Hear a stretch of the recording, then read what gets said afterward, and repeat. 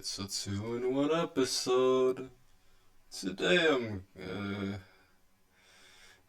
today I'm gonna show how to draw a cat and a dog, which are both pets. So here's the head of either the cat and the dog. I don't know. The body goes here, and then the leg, and then the leg again, and yeah.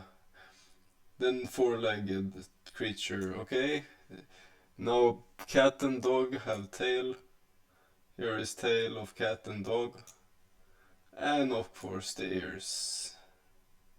Oh, I guess I'm doing a cat. Or is it a dog? I don't know. Here's the snout. Nice. There's cat or dog. Now let's draw. Here's the head.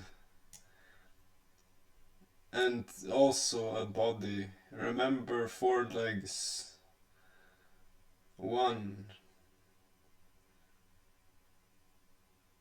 3, 4. Yes, nice. Okay, here is the ears. Okay, 1.